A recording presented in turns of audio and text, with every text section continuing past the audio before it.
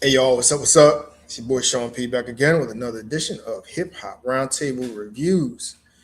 So tonight we're gonna come back with another review, somewhat of an anticipated review, um, with one of the artists that made a lot of noise early in this year with a, um, with one of our first, if not the major beef of this year, and that's Ti.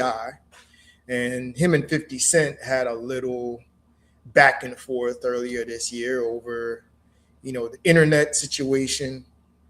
You know, Ti basically, called out 50 for not taking him up on a versus, and 50 posted some very disrespectful pictures of his wife. And then Ti went off, and we went through it all. Ti had diss records, King had diss memes, Damani had diss records. It was like the Harris family versus 50 Cent.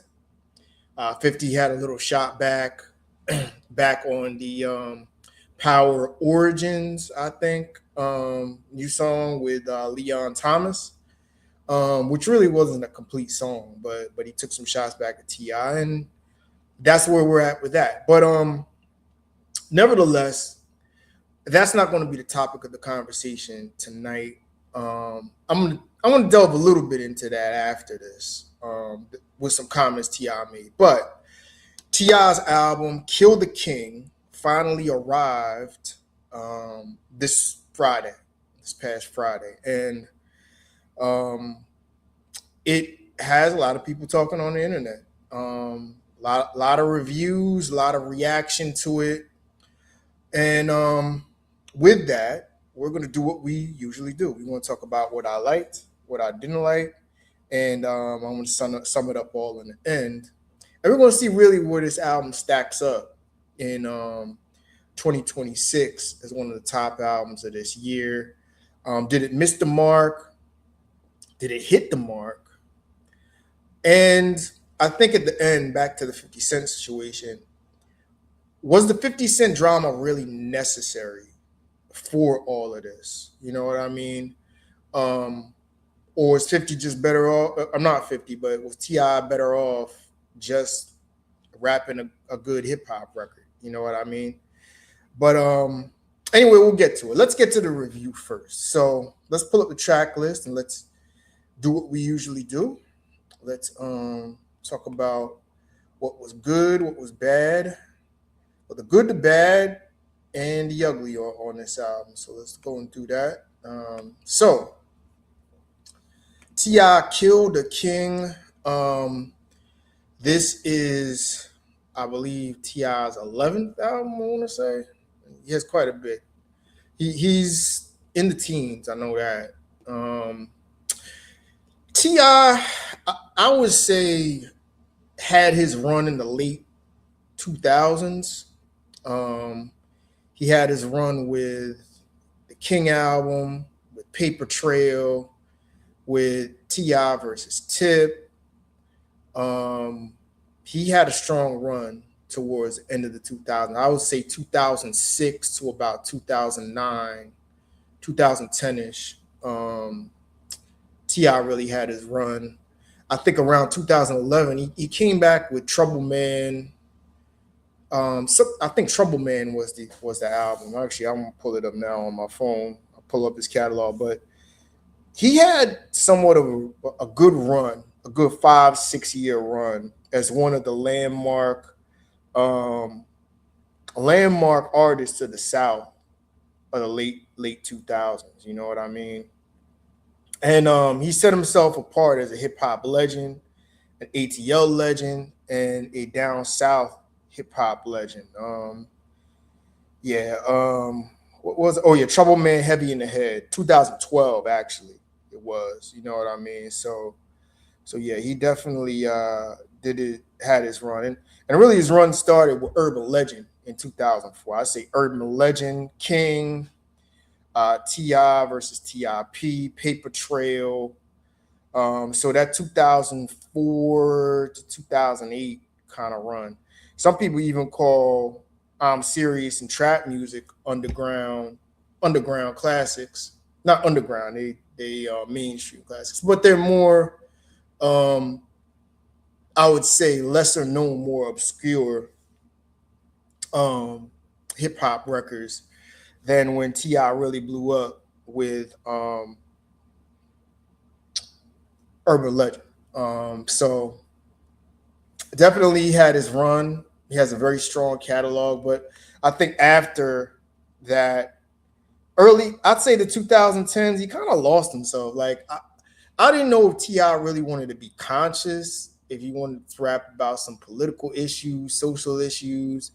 I didn't know if he wanted to be like commercial. His commercial sound kind of lost some steam. You know, he signed Iggy Azalea, and he became kind of a hothead, kind of a mouthpiece. You know, um, and I think he kind of lost his way as far as his sound as to the old trap king, that lyrical down south trap. You know what I mean? But now I come back to this album, Kill the King, which is supposedly his last album. You know, we see how rappers retire, they unretire. Who knows? This is really to be his last album or not. But he came back, came with a strong first single with "Let 'Em Know," which we're gonna get to in a minute. That was Pharrell produced and made a lot of noise with it. It's one of the top songs of this year, one of the hottest songs of this year, and made some noise as Ti making a little comeback. So, all right, so let's get to it. So, what did I like overall? You know what I mean? What did I like? What did I like? What did I like? I think the production was A1 on this. A1 on this. I mean, and he had an all-star team of producers on here. Um, he had Pharrell, Dr. Dre, DJ Tomp, um,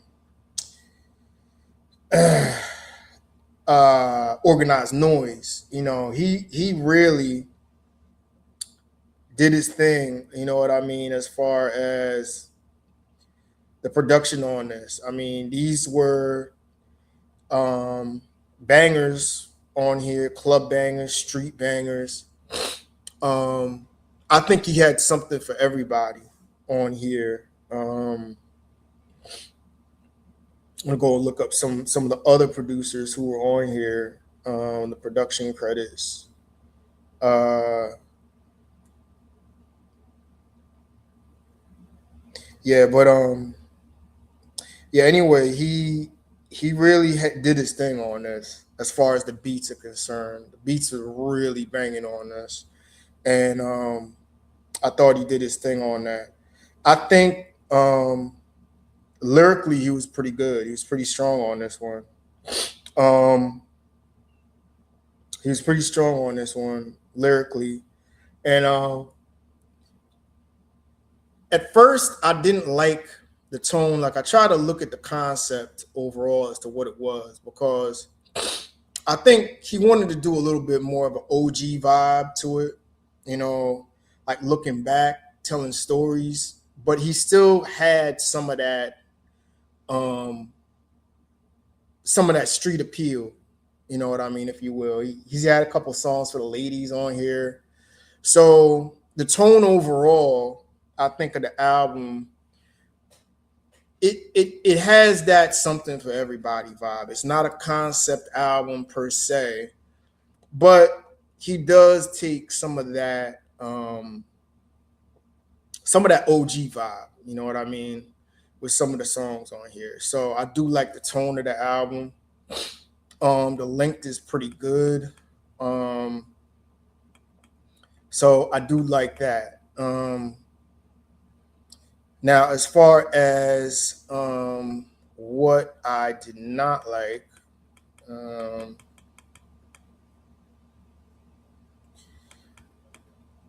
what did I not like on this album?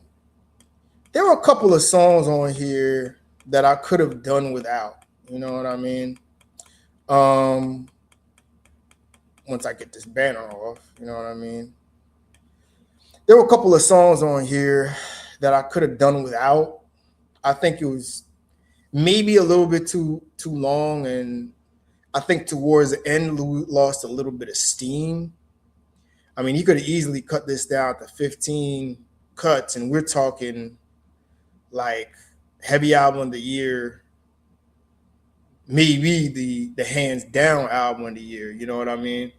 But I think he could have cut some songs off of here. Some of the features I weren't the biggest fan of. Like I was not a biggest fan of the Usher record, which we'll get to in our track list. And some of the features he put on, I really wasn't vibing with. Um, but overall, it was pretty solid. You know what I mean? So I would have cut some of the songs on here, but there was nothing on here that was really whack or really terrible. You know what I mean?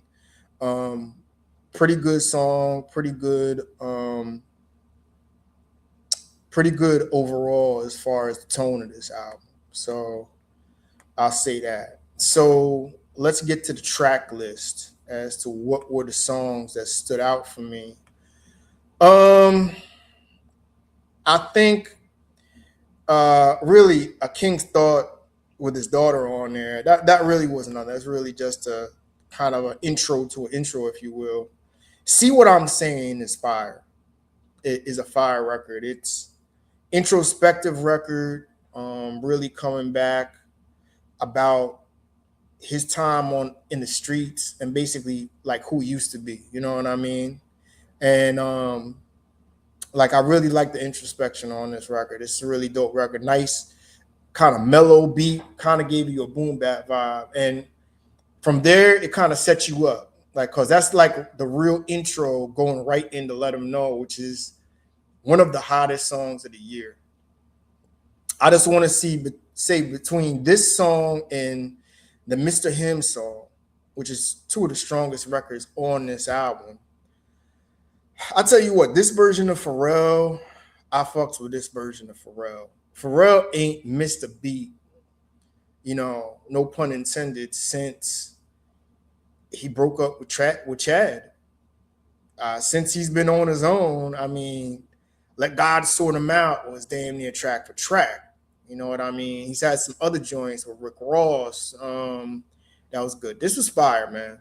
So I got to give Let 'Em Know is one of the strongest songs of the year.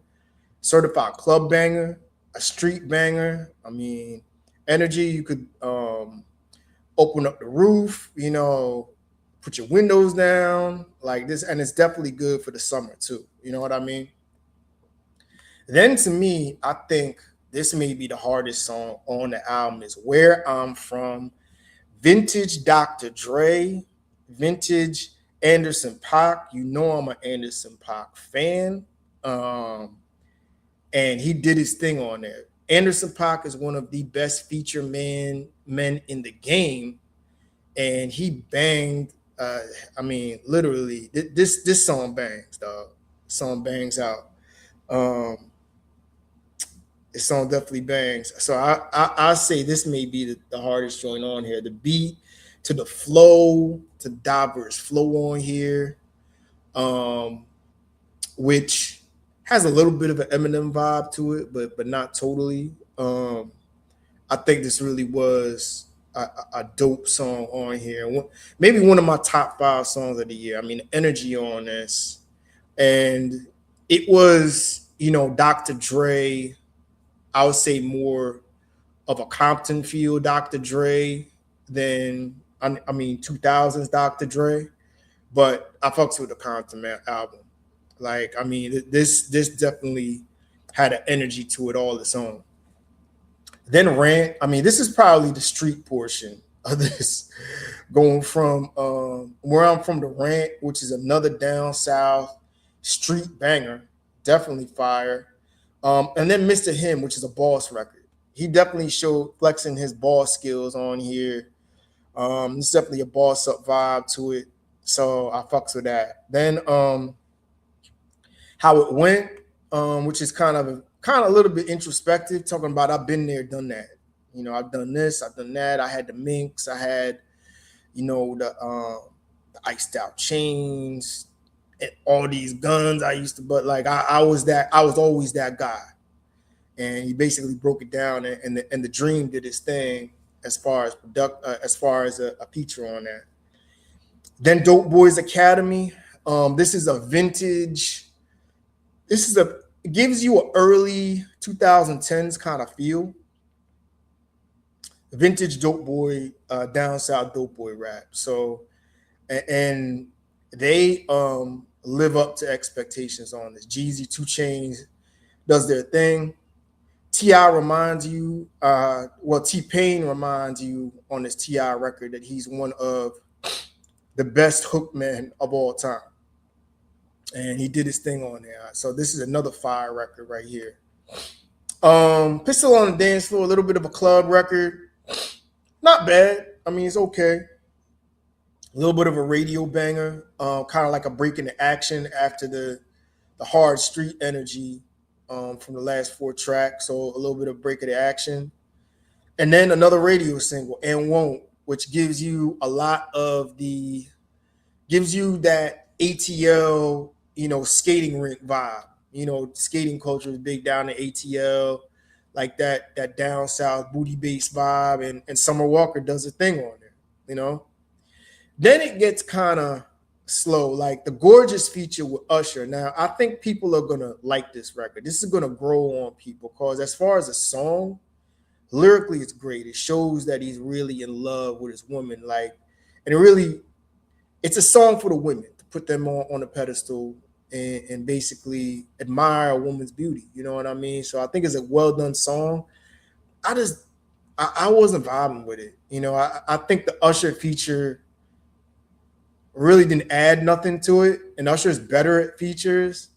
And I could have done without this record on this album, even though in another setting it might have been a dope song, but really wasn't feeling that record like that. Then We On, more street energy, more dark street energy. I fucks with that one. And even the NBA Youngboy joint, I thought this was an interesting record. Now I'm not big into NBA Youngboy, but this kind of is T.I. like getting in his OG vibe, kind of basically schooling people, about the street and how the street's not for everybody. It talk a lot about people they lost, has kind of a somber feel to it. But I think NBA Youngboy did his thing on there. And then Ego, which is underrated song, short song, which I think T.I. kind of spit on there. He did his thing. Trauma Bond, which we've heard already, which was the 50 Cent diss. 50 Cent alluding to 50 Cent or whatever, which is still cool. A cool record. Not the best, but still has a dope energy about it. Then towards the end, that's where I think it kind of lost steam. Like the Represent Time, I just thought it was okay. Big Dog has more of a rock kind of militant feel to it. I know Buddy Red, I think that's his kid. You know what I mean on there. Billy Lennox, I really wasn't feeling that record like that. And I think it closed out strong with Continental. So really, went to about three or 4 songs on there I wasn't really messing with like that. But I do like out of the 18, definitely 15 records I would say on there. So I definitely think that was dope. But overall, strong project. You know what I mean? Something for everybody on there. So where are we gonna go? Let's get to the scorecard here. Okay, so lyrics, I'm gonna go with a solid 8 out of 10. Now, let me go 8.5 out of 10. I think Chip did his thing lyrically. He usually does. He's one of the best lyricists of the South. He's very articulate on there. You saw his demeanor. You saw the realness. You heard the realness behind those lyrics. So I definitely like that. I definitely like the kind of OG boss aspect of it. So I definitely think the lyrics were strong. Let me go 8.5 out of 10 on there. Now let me go to production. I think this is a solid 9 out of 10. Um, I won't go 9.5. I say solid 9 out of 10. I mean, the heavy hitters was on there. Um, I mean, Dre was on there. I mean, uh, Organized Noise was on there. Pharrell, I think, again, came with some of his strongest. He's coming with his strongest game. I tell you what, he really is coming with his strongest game on there. But yeah, I'm trying to look at any other producers on here. On the Kill the King album because it was quite a bit track listing on here. Yeah, The Dream, DJ Tonk. Well, I thought he did his thing. Them Joints was on there. Some other guys was on there. Da-da-da. Yeah, Organized Noise. Did the joint with Young Dro. Yeah, so yeah, the production on there I thought was A1. So I got to give a 9 out of 10 on the production on that one. Flows and energy, I got to go 9 again. Um, I like the tone on here. He was a boss. He wasn't wilding out of control like the Young Tip, the Trouble Man, or TIP days. He was right, like he had a dope OG kind of boss energy about him, a reflective energy about him. Like, so I definitely like his flows was diverse on every song. The first song he showed like about 4 or 5 different flows on one song. He's very diverse flow wise, so I think he did his thing. I go with an 8.5 out of 10 on flows and energy. Um, Features, I'd probably say it was probably like a 7.5 because some of the features towards the end I wasn't feeling. I wasn't feeling the Usher feature like that. That's a dope record, but maybe not the record for this album. Could have done without it. But I still see features was a 7.5 overall. I say that. And replay value, this is gonna stay on the playlist for a while. I'd probably say a solid 8 on this joint. Definitely. So I definitely go with an 8 on a replay value. I could see this rocking for quite a while. Definitely the rest of the summer and maybe even longer. I mean, he's got radio singles on here. He's got Street Energy. I think the Summer Walker single is going to be the next single to really catch catch heat and catch on the radio. So I like that. And let's go to the overall rating. I am going to go with a solid 8.5 out of 10 for this. I think this enters my top 5 albums of this year. I think J. Cole's Fall Off is in there. I think I'm going to get to this record, but I think Tierra Whack's new album, which I'm going to get to, is definitely an 8.5, maybe higher. But I'm going to get to that rating later on in the week. Stay tuned for that review. So I think that's in the 3. I like Spiral Staircases still with Larry June and Currency. That's another one that's dope. I know Ashes in the Safe is still dope with Benny the Butcher. So I think this is up there. This is probably the most well-rounded album of this year because I don't think Cole's album had too many radio singles, even though it was very introspective and had a real hip-hop vibe to it. But yeah, I'm going 8.5 out of 10. I think T.I. did his thing. I think it lived up to the hype, lived up to the excitement. I hope it's not his last time out, but if it is, hey, bro, you retired on a high note. You definitely retired on a high note. So I definitely want to go 8.5 out of 10. I think he did his thing on this. Now, I'll get back to the rating to close this out. Just addressing the 50 Cent issue a little bit just to close out. So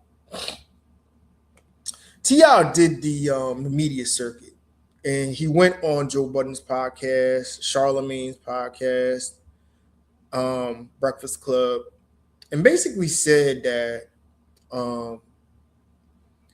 versus is for poor people. You know what I mean? People getting money really don't do versus, and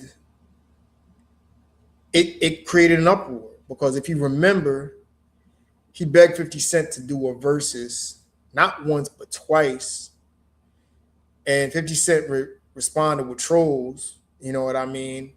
And then offered the second or third time. That's when 50 disrespected his wife by showing unflattering pictures or whatnot about T.I. Now he's reversing course, saying, well, I really didn't want to do the verses in the first place or whatever. It gives you poor people energy or whatever. Then he tried to clarify the statement, meaning if it's all in the spirit of music, he's good. But, when you try and play that role to make it about ego, to make it about, who's better than who or whatever, you know what I mean? He's not really with that.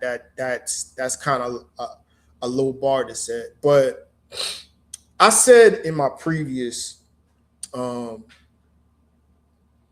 said in a previous pod when we talked about the beef with him and 50 going back and forth,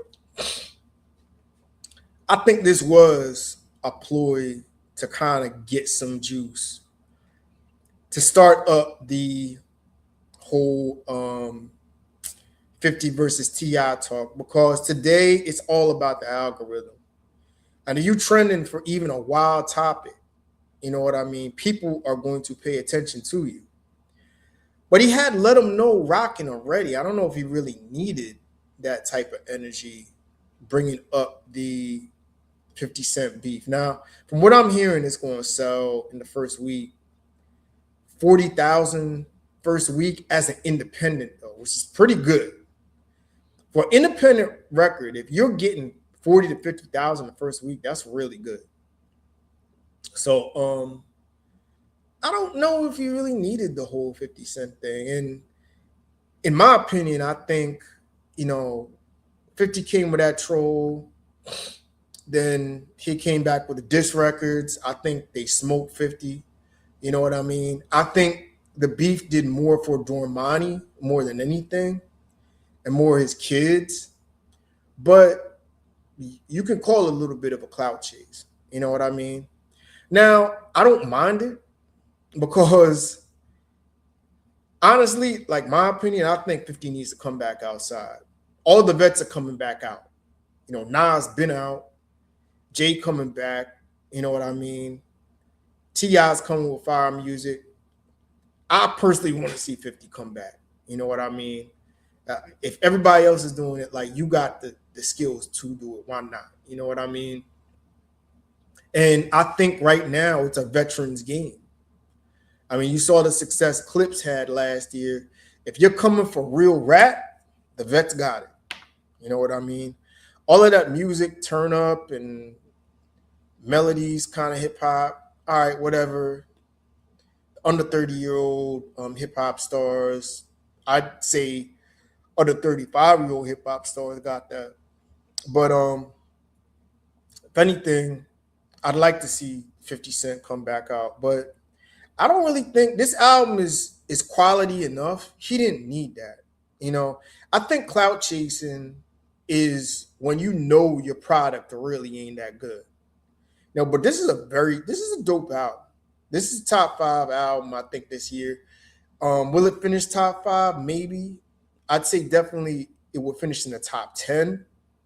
But I don't think he really needed all that 50 drama. And then trying to kind of recapitulate the narrative about the verses not being important. And I think basically why he said that is it's a waste of time because people are using it to get their ego off. And to get their, you know, basically to pump their chest out about bullshit to make them feel good about themselves. Again, I get why he said that. You know what I mean? He said that was a poor people energy part of it, which was ain't in the competitive spirit of hip hop. And he even mentioned, he said he wouldn't mind doing a versus with Jeezy, which would be a celebration more than a competition, which I would like to see. Jeezy's my favorite down south hip hop artist. I mean, to me, Jeezy and Scarface are the best down south hip hop artists of all time. But I think T.I.'s in that top five conversation. I think if you're talking top five down south hip hop artists all time, you would have to go Andre 3000, Scarface, Wayne, Jeezy. I think T.I.'s right there. I think T.I. is right there. I think that's probably the five. I mean, I get it. You have Future and you got Gucci Man and all them. There's somewhere up there. Like Future's impact's undeniable. You know what I mean?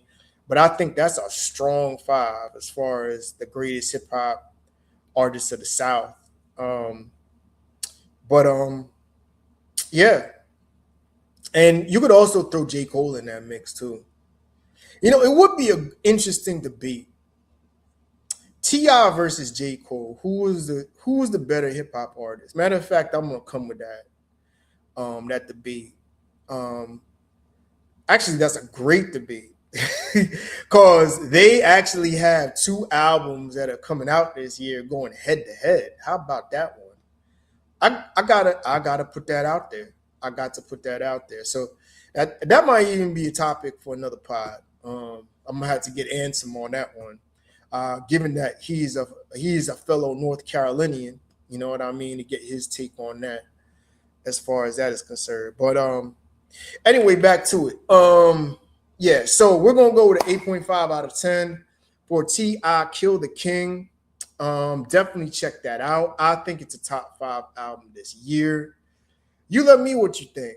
Tell me in the comments. Was it dope? Was it just mid to you? Was it classic? Whatever. Let me know what you think. I'm going solid 8.5 out of 10.